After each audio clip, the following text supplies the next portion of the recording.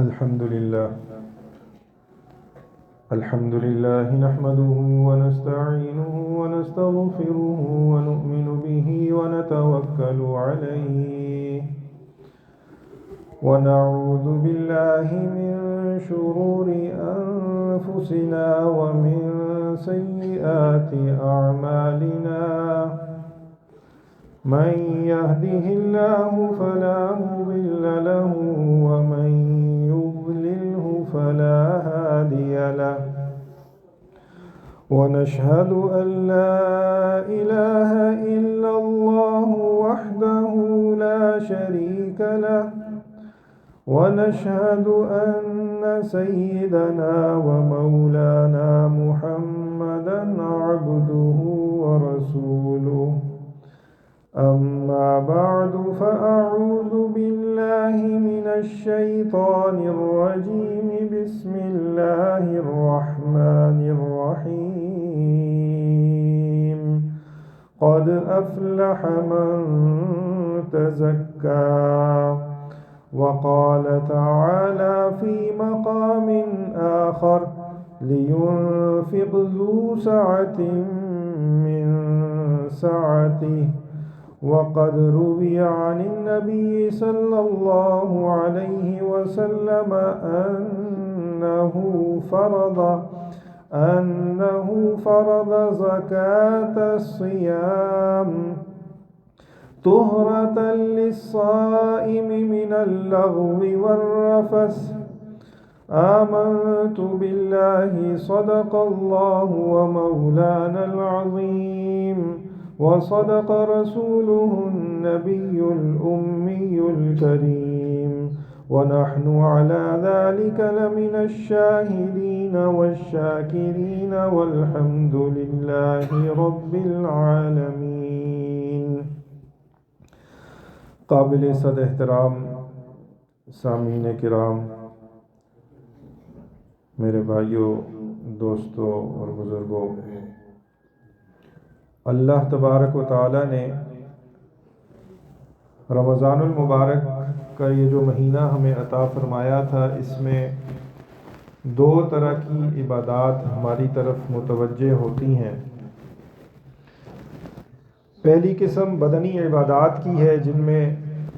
ہم نماز پڑھتے ہیں، تراویح پڑھتے ہیں، روزہ رکھتے ہیں. اور بدنی عبادات میں سے ایک سلبی پہلو بھی ہے، یعنی ہمیں بہت سارے امور ایسے ہیں جن کے ترک کا حکم دیا جاتا ہے، جن کو چھوڑنے کا حکم دیا جاتا ہے. اس میں تین چیزیں تو ایسی ہیں جن کا تعلق براہ راست نفس روزہ کے ساتھ ہے اور جن سے بچے بغیر ہمارا روزہ مکمل نہیں ہوتا اور فریضہ ہمارے ذمے سے ساقط نہیں ہوتا، جس میں کھانا پینا اور حلال نفسانی خواہشات کا پورا کرنا وہ مراد ہے. یہ اصل روزہ ہے. اگر کوئی آدمی اس سے رک جاتا ہے، باز آ جاتا ہے، تو اس کا فریضہ ادا ہو جاتا ہے. اور دوسری چند چیزیں ایسی ہیں جو تحسین روزے کو مزین کرنے کے لیے، اللہ تبارک و تعالیٰ کے نزدیک مقبول بنانے کے لیے ضروری ہے، جیسے جھوٹ سے بچنا، دھوکے سے بچنا، فراڈ سے بچنا، لڑائی جھگڑے سے بچنا، گالم گلوچ سے بچنا.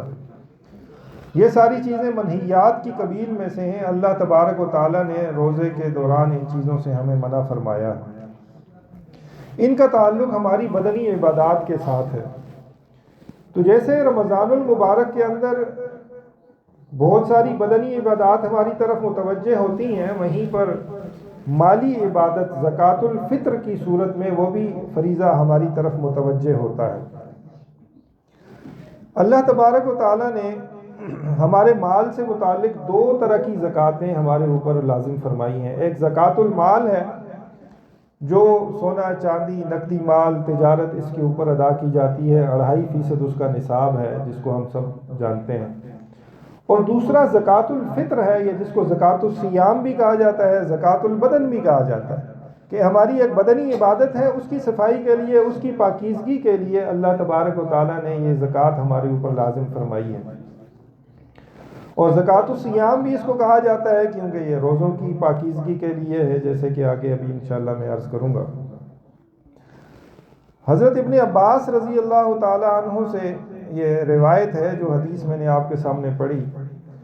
کہ رسول پاک علیہ الصلوۃ والسلام نے زکوٰۃ الفطر، یعنی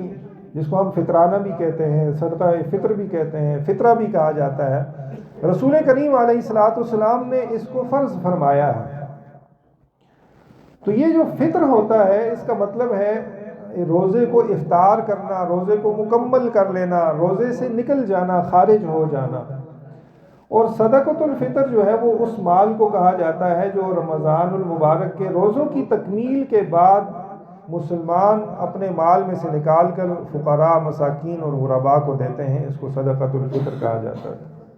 صدقۃ الفطر اللہ تبارک و تعالیٰ نے رسول کریم علیہ الصلوۃ والسلام کی زبانی ہمارے اوپر واجب کروایا ہے، اسی لیے ہم اس کو فرض کا لفظ نہیں کہتے۔ فرض اور واجب اس کے اندر، عمل کے اندر کوئی فرق نہیں ہوتا۔ جس طرح فرض کو ترک کرنا گناہ ہے، ویسے ہی واجب کو ترک کرنا بھی گناہ ہوتا ہے۔ فرض اور واجب میں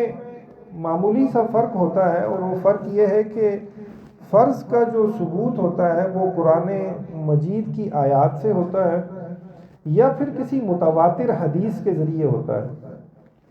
جیسے نماز ہے، روزہ ہے، زکوٰۃ ہے، حج ہے، یہ ساری قرآن کریم کی آیات سے، نصوص سے اللہ تبارک و تعالیٰ نے ہمارے اوپر لازم فرمائے۔ اس کے برعکس جو واجب ہے، واجب بھی کرنے میں فرض جیسا ہی ہے، لیکن اس کے ثبوت میں تھوڑا سا فرق ہوتا ہے، اور وہ فرق یہ ہے کہ واجب قرآن کریم کی آیت یا متواتر حدیث سے ثابت نہیں ہوتا، بلکہ اس کے علاوہ دیگر دلائل یعنی احادیث صحیحہ سے اس کا ثبوت ہوتا ہے، لیکن وہ ثبوت ایسے قوی اور مضبوط انداز میں بیان کیا جاتا ہے کہ جس کو ہم خالص سنت نہیں کہہ سکتے، بلکہ سنت سے تھوڑا سا درجہ اس کا اوپر بڑھا کر ہمیں بیان کرنا پڑتا ہے اور اس کو واجب کہنا پڑتا ہے۔ واجب کو اگر کوئی آدمی ترک کرتا ہے تو اس کو بھی ویسے ہی فاسق کہا جاتا ہے جیسے فرض کے ترک کرنے والے کو فاسق کہا جاتا ہے۔ البتہ فرض اور واجب کے درمیان اتنا فرق ضرور ہے کہ اگر کوئی شخص فرض کا انکار کر دیتا ہے تو وہ کافر ہو جاتا ہے، لیکن اگر کوئی واجب کا انکار کرے تو اس کو ہم کافر نہیں کہیں گے، فاسق کہیں گے۔ تو یہ بات نکلی تھی صدقۃ الفطر کے وجوب سے کہ صدقۃ الفطر اگرچہ ان معانی کے اندر فرض نہیں ہے جیسے ہم نماز کو فرض کہتے ہیں، لیکن ادائیگی کے اعتبار سے اس کا درجہ وہی ہے جیسے اس فرائض کا درجہ ہوتا ہے، اور اس کو رسول پاک علیہ الصلوۃ والسلام نے ہمارے اوپر واجب فرمایا۔ صدقۃ الفطر کا مقصد کیا ہے؟ ایک مقصد تو اس کا یہی ہے کہ جس وقت اللہ تبارک و تعالیٰ کی عائد کردہ، فرض کردہ ایک عبادت سے ہم سبکدوش ہوتے ہیں تو اس کے شکرانے میں ہم اپنے مال میں سے کچھ نکال کر مستحقین، فقراء اور غریبوں کے اندر تقسیم کر دیتے ہیں۔ یہ گویا کہ ذات باری تعالیٰ کا شکر ہے جو ہم ادا کر رہے ہیں۔ رسول کریم علیہ الصلوۃ والسلام نے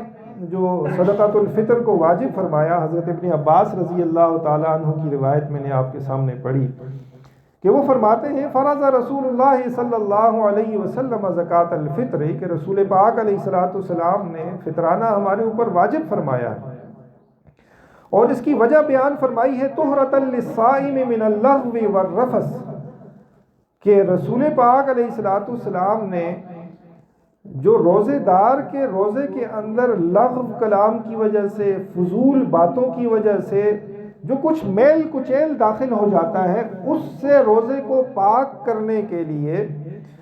یہ زکوٰۃ الفطر عائد کی تھی، ہمارے اوپر لازم فرمائی تھی۔ تو یہ پہلا مقصد ہے زکوٰۃ الفطر کا کہ اس کے ذریعے ہمارے روزوں کے اندر پاکیزگی ہو جاتی ہے۔ اور جیسے میں نے شروع میں عرض کیا کہ روزے کے اندر تین چیزیں تو اس کی بیسک ہیں، اس کی بنیادیں ہیں کہ ہم کھانے پینے اور ازدواجی تعلقات سے اپنے آپ کو دور رکھیں گے۔ اگر کوئی شخص اپنے آپ کو ان تین چیزوں سے دور رکھتا ہے، اس کا روزہ ادا ہو جاتا ہے، اس کا فریضہ ادا ہو جاتا ہے، اس کے ذمے سے فرض ساقط ہو جاتا ہے۔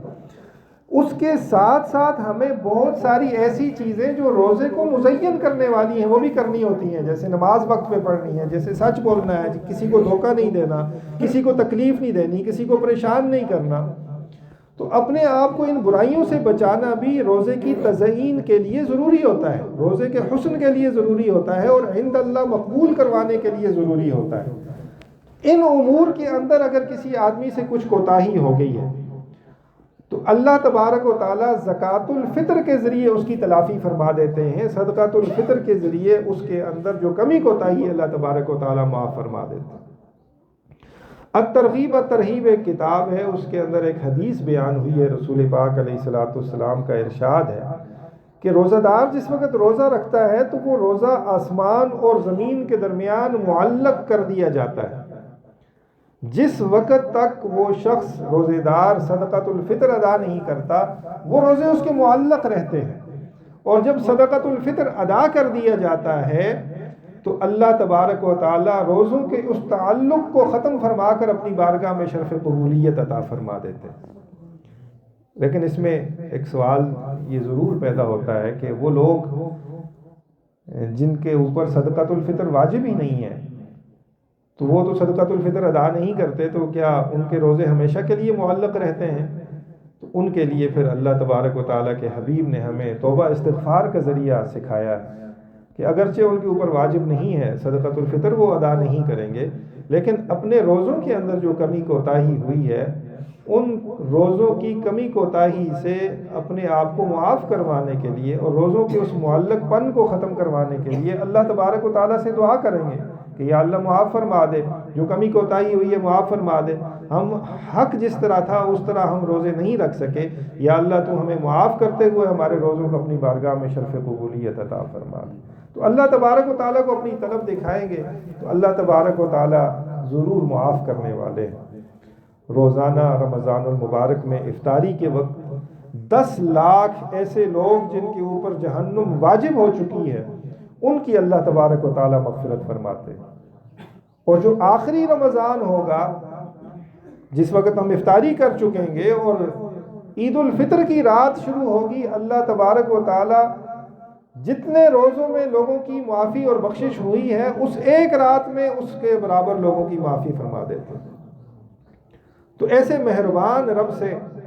ہم اگر معافی طلب کریں گے تو اللہ تبارک و تعالیٰ ضرور معاف کر دیں گے انشاءاللہ۔ تو صدقۃ الفطر کا یہ مقصد میں نے آپ کے سامنے عرض کیا کہ ایک مقصد تو اس کا یہ ہے کہ اپنے روزوں کے اندر جو کمی کوتاہی ہوئی ہے اس کمی کوتاہی سے کی تلافی کرنے کے لیے زکوٰۃ الفطر ادا کی جاتی ہے، اور دوسری وجہ نبی پاک علیہ الصلوۃ والسلام نے ارشاد فرمائی ہے طعمۃ للمساکین، یعنی جو مسکین لوگ ہیں، فقیر ہیں، غریب ہیں، جن کا چولہا جو ہے وہ صحیح طریقے سے جلتا ہی نہیں ہے، فاقہ کشی کا زمانہ ہے ان کے اوپر، ان کی کچھ مدد اور معاونت اس کے ذریعے کرنا مقصود ہے کہ رمضان المبارک کی یہ بابرکت ساعات کے اندر اور پھر عید الفطر کی خوشیوں کے اندر ان لوگوں کو اپنے ساتھ شامل کیا جائے۔ تو یہ زکوٰۃ الفطر اس مقصد کے لیے واجب کی گئی ہے۔ اب سوال یہ پیدا ہوتا ہے کہ یہ زکوٰۃ الفطر کس آدمی کے اوپر واجب ہوتی ہے؟ تو کوئی بھی عاقل بالغ مسلمان صاحب نصاب جس کے پاس نصاب کی بقدر مال موجود ہے اس کے اوپر یہ زکوٰۃ الفطر واجب ہو جاتی ہے، اور مرد اگر ہے تو مرد کے اوپر نہ صرف اپنی جانب سے بلکہ اپنی نابالغ اولاد کی جانب سے بھی صدقۃ الفطر ادا کرنا واجب ہوتا ہے۔ اس کے نصاب کے اندر اتنی بات ضرور سمجھ لینی چاہیے کہ جس طرح زکوٰۃ کے نصاب کے اندر ہم یہ کہتے ہیں کہ 52.5 تولہ چاندی ہو، 7.5 تولہ سونا ہو، یا اسی کی بقدر نقدی یا مال تجارت ہو، تو اس کے بندے کے اوپر زکوٰۃ واجب ہو جاتی ہے اگر اس کے اوپر 1 سال مکمل ہو جائے۔ لیکن زکوٰۃ الفطر کے لیے 1 سال مکمل ہونا ضروری نہیں ہے۔ اگر عید کی رات کو بھی کسی آدمی کی ملکیت میں اتنا مال آ جاتا ہے جس کی مقدار 52.5 تولہ چاندی کی بقدر ہے تو اس کے اوپر بھی صدقۃ الفطر ادا کرنا واجب ہو جائے گا۔ اس کے اوپر سال پورا ہونا یہ ضروری نہیں ہے۔ اسی طریقے سے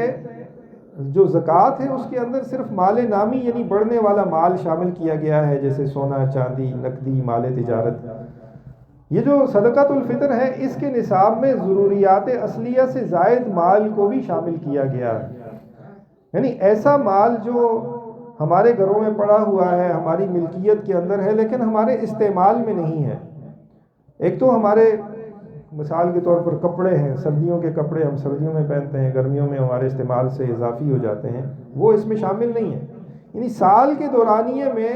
وہ مال آپ کے استعمال میں آتا ہو.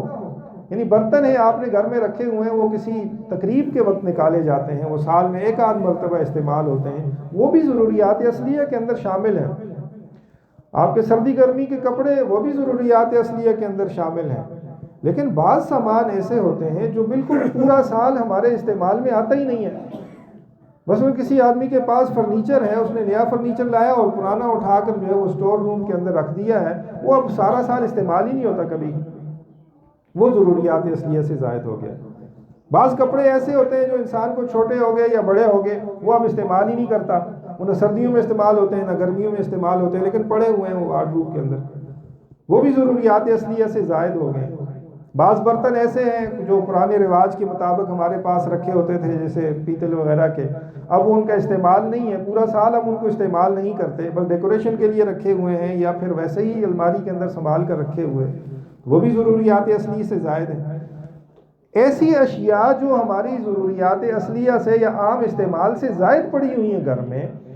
ان کی مالیت بھی ہم دیکھیں گے. اگر ان کی مالیت بھی 52.5 تولہ چاندی کے برابر ہو رہی ہے، تب بھی آدمی صاحب نصاب ہو جاتا ہے زکوٰۃ الفطر کے لیے، اس کے اوپر بھی صدقۃ الفطر ادا کرنا واجب ہو جائے گا.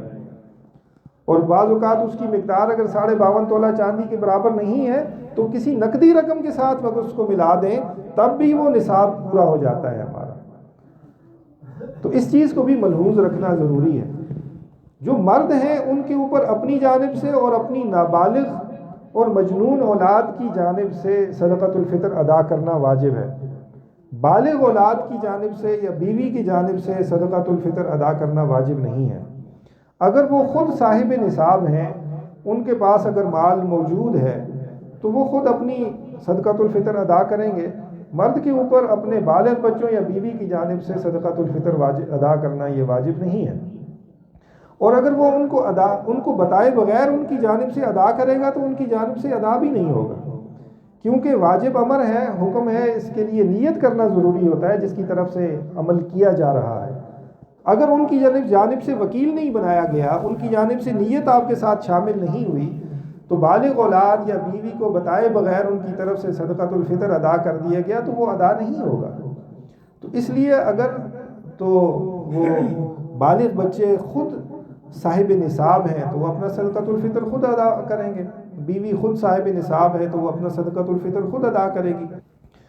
لیکن اگر آپ کہتے ہیں کہ ہم چلیں ادا کر دیتے ہیں تو پھر ایک دوسرے کو بتا کر پوچھ کر اور ان سے وکالت لے کر پھر ان کی طرف سے ادا کیا جانا ضروری ہے. بصورت دیگر یہ فریضہ ادا نہیں ہوگا.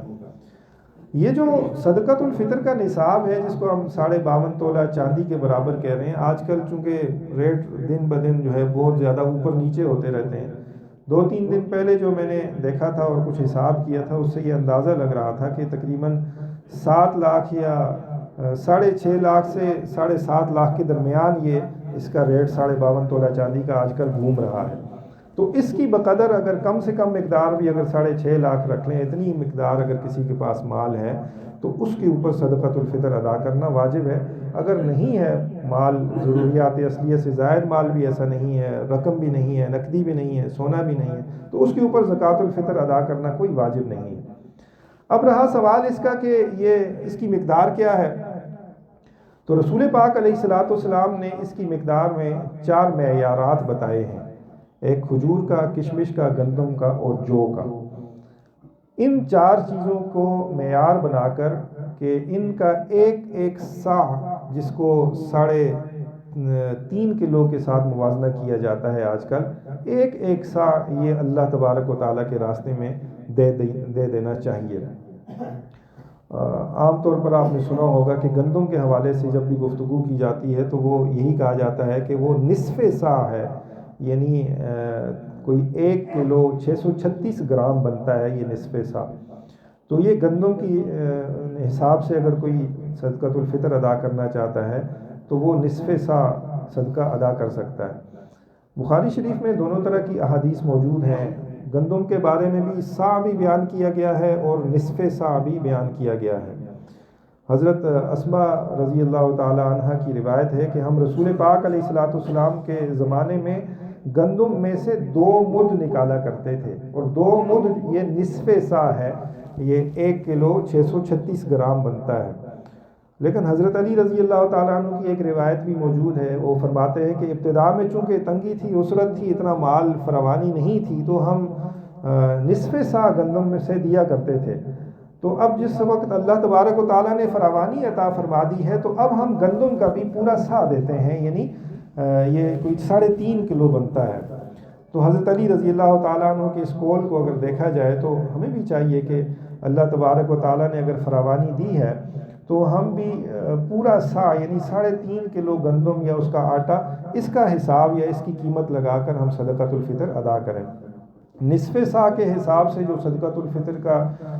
حساب نکالا گیا تھا وہ 300 روپے تھا، اور اگر مکمل سا آپ نکالتے ہیں تو 3.5 کلو جو گندم ہے اس کا ریٹ بازار سے معلوم کر لیا جائے، یہی کوئی 500 550 کے قریب ہوگا، تو وہ اگر ادا کر دیا جائے تو اس میں فقراء کا زیادہ فائدہ ہے۔ اگر کوئی نصف سا کے حساب سے یعنی 1.25 کلو کے حساب سے ادا کرے گا صدقۃ الفطر تو اس کا بھی ادا ہو جائے گا،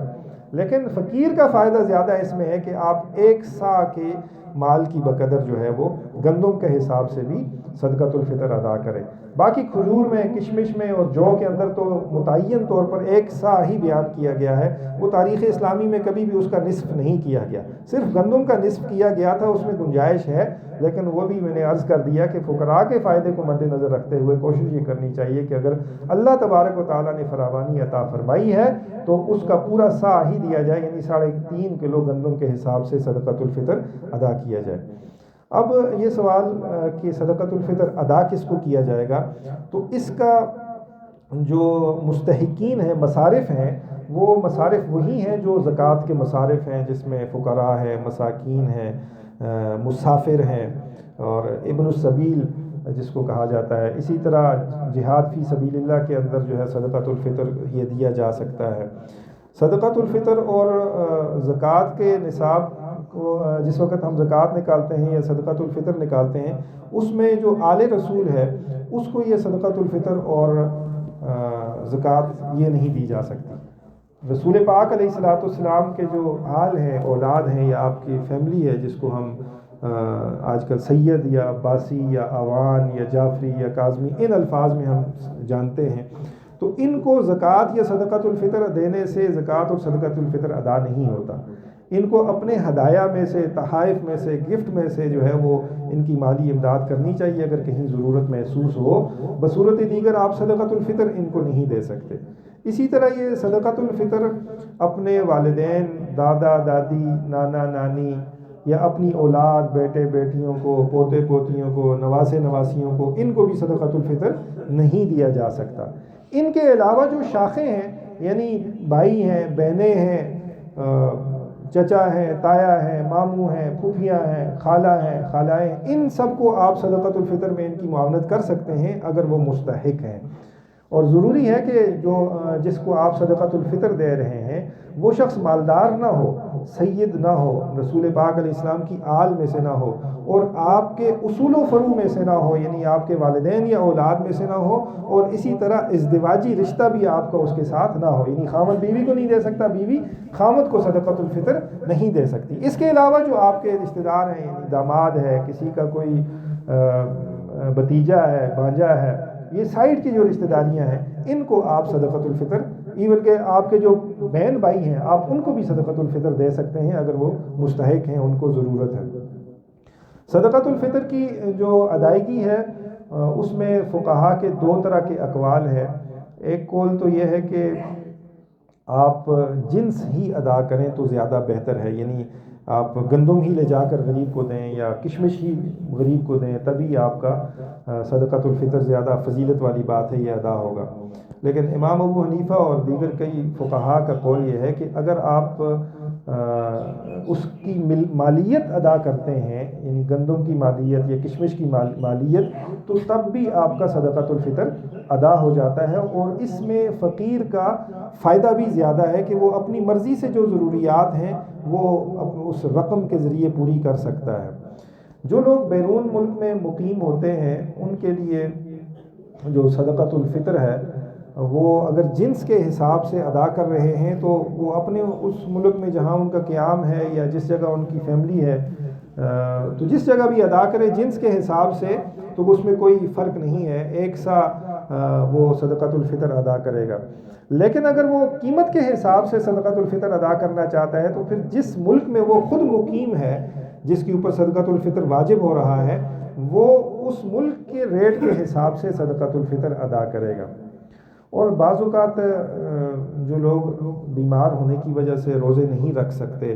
اور ایسے بیمار جن کے اوپر یہ امید نہیں ہے کہ اب وہ دوبارہ ایسے صحت کو پہنچ سکیں گے کہ دوبارہ وہ روزے رکھ سکیں، تو ایسے افراد کے لیے جو ہے وہ فدیہ دینا لازم قرار دیا ہے شریعت نے۔ ہاں ایسے لوگ جو بعد اس رمضان میں بیمار ہیں، آئندہ ان کے ٹھیک ہونے کی امید موجود ہے، تو ایسے لوگ جو ہے بعد میں روزوں کی قضا کریں گے، ان کے اوپر فدیہ نہیں ہے، نہ آج ہے نہ آئندہ ہے، وہ روزوں کی قضا ہی ان کے اوپر لازم ہے۔ لیکن جن لوگوں کو روزہ رکھنے کی امید نہیں ہے کہ آئندہ میں کبھی اتنی صحت پکڑ سکوں گا کہ میں روزہ رکھ سکوں، تو ایسے لوگوں کے لیے فدیہ ادا کرنا لازم ہوتا ہے۔ اور اگر وہ صاحب نصاب ہے، اگرچہ اس نے روزے نہیں رکھے لیکن چونکہ فدیہ اس کے روزوں کا قائم مقام ہو گیا تھا تو زکوٰۃ الفطر یعنی صدقۃ الفطر اس کے اوپر بھی واجب ہوتا ہے اگر وہ صاحب نصاب ہے، اور وہ جو صدقۃ الفطر دے گا اسی کی بقدر ہر روزے کے بدلے ایک فدیہ اس نے ادا کرنا ہے۔ اگر 29 روزے ہوئے ہیں تو ایک صدقۃ الفطر کو ضرب دے گا 29 سے، اگر 30 روزے ہوئے ہیں تو ایک صدقۃ الفطر کو ضرب دے گا 30 روزوں سے اور یہ نکالے گا، اور اس کے بعد وہ صدقۃ الفطر بھی ادا کرے گا۔ تو یہ کچھ مسائل تھے صدقۃ الفطر کے حوالے سے۔ رمضان المبارک کی بابرکت ساعات گزر رہی ہیں، ان کو اپنے لیے قیمتی بنائیں، اللہ تبارک و تعالیٰ سے اپنی مغفرت طلب کریں، بخشش طلب کریں، اور اللہ سے خوب دعائیں گڑ گڑا کر کریں کہ اے اللہ رمضان المبارک کی بابرکت ساعات گزر رہی ہیں، کہیں ایسا نہ ہو کہ ہم محروم بندوں میں شمار کر دیے جائیں، اے اللہ ہماری مغفرت فرما۔ ویسے تو موسمیات والوں کی پیشن گوئی یہی ہے کہ اگلا جمعہ بھی 30 رمضان المبارک ہے اور عید جو ہے وہ اگلے ہفتے کو انشاءاللہ ہوگی، لیکن کچھ پتہ نہیں چلتا، بعض اوقات حالات ایسے بن جاتے ہیں اور اعلان بھی خلاف توقع کر دیے جاتے ہیں، تو اس لیے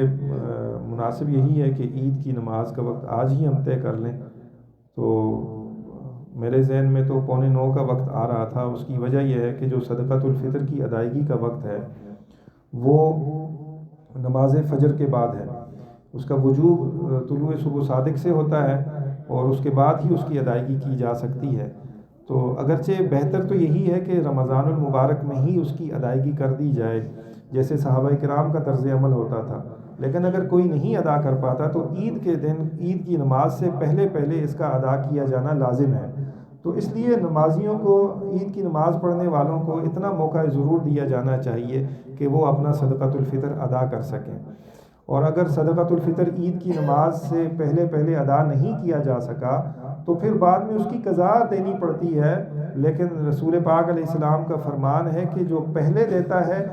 وہ تو صدقۃ الفطر ہے اور جو بعد میں دیتا ہے وہ صرف صدقہ ہے، یعنی اب وہ قضا ہی کر رہا ہے، جو فضیلت اور مقبولیت تھی یا روزوں کو معلق کرنے سے بچانے والی کیفیت تھی وہ اب ختم ہو جاتی ہے۔ تو اس لیے اگر آپ حضرات اس کے ساتھ متفق ہیں تو 8:45 ہم وقت مقرر کر دیتے ہیں۔ اس کے علاوہ اگر کوئی رائے ہے تو نہیں تو پھر اسی کے اوپر ہم انشاءاللہ آمین کرتے ہیں۔ صحیح ہے انشاءاللہ؟ ٹھیک ہے جی، اللہ پاک عمل کی توفیق عطا فرمائے۔ وآخر دعوانا ان الحمدللہ رب العالمین۔